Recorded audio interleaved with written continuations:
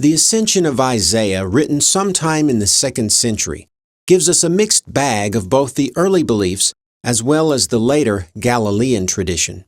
It is a document that has been heavily edited over time, but astonishingly, the basic idea of what some of the early Christians believed is still present, side by side with the contradicting later embellishments. The following passage will help corroborate the idea that the demons killed Jesus because they did not recognize him as the Son of God, but took him to be a mere human.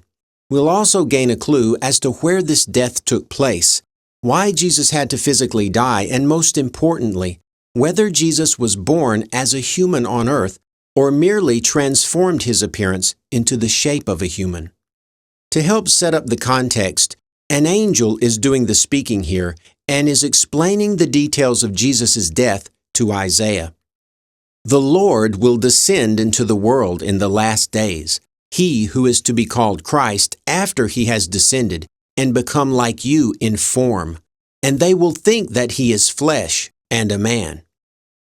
And the God of that world will stretch out his hand against the sun, and they will lay their hands upon him and hang him upon a tree, not knowing who he is. And thus his descent, as you will see, will be concealed from the heavens, so that it will not be known who he is. And when he has plundered the angel of death, he will rise on the 3rd day, and will remain in the world for 545 days, and then many of the righteous will ascend with him. The idea that Jesus would descend from the highest level of heaven to be killed in the last days surely is a much later development than the beliefs of Paul, since here Jesus' death does not occur at the beginning of time, but during the last days. This is because not only has the Ascension of Isaiah been edited over time, but perhaps was composed by an entirely different sect of Christians who believed Jesus would be killed just before the end of time, rather than at the beginning of time. But the main points I want to highlight are these. First, we can see that Jesus' death was necessary for a reason not usually known. It is true that his death was a form of payment for the sins of mankind, but he also had to die in order that he might be translated into Sheol, the place where all the dead resided, and actually steal back or plunder the dead from the angel of death, Samael, in his stronghold, a sort of espionage double agent motif. By actually tricking the demons into killing him, Jesus could then die and go into Sheol, where all the dead were being kept, and steal them back to the land of the living. We know this is not mere symbolic language, because if by merely dying Jesus could defeat death, there'd be no reason to depict him as actually going into Sheol. We can see this idea a little more clearly in the passage from chapter 10. Go forth and descend through all the heavens, and thou wilt descend to the firmament, and that world, to the angel in Sheol, thou wilt descend, but to Haguel thou wilt not go. And thou wilt become like unto the likeness of all who are in the 5 heavens.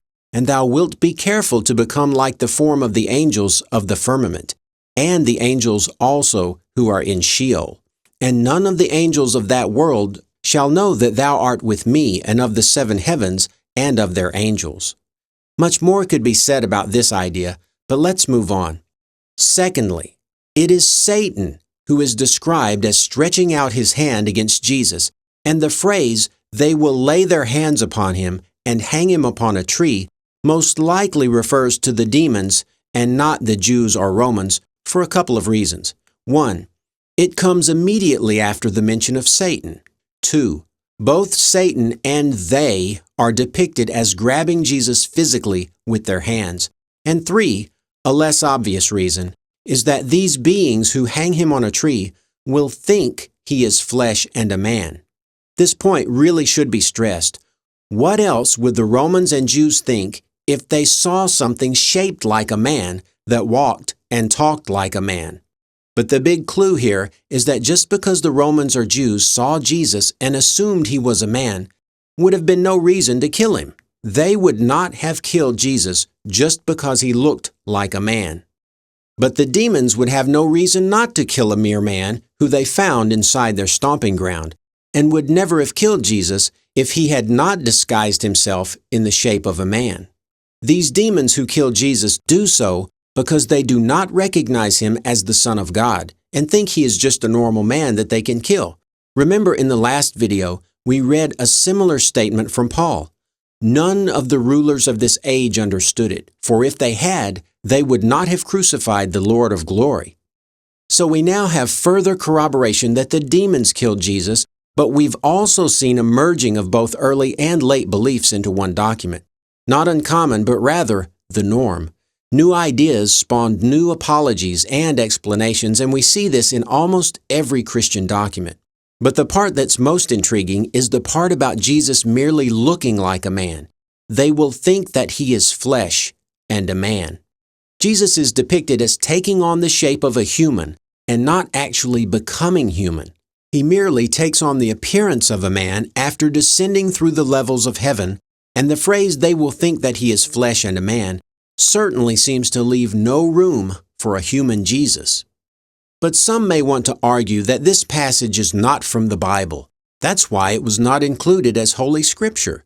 This is just a heretical view of later Christianity.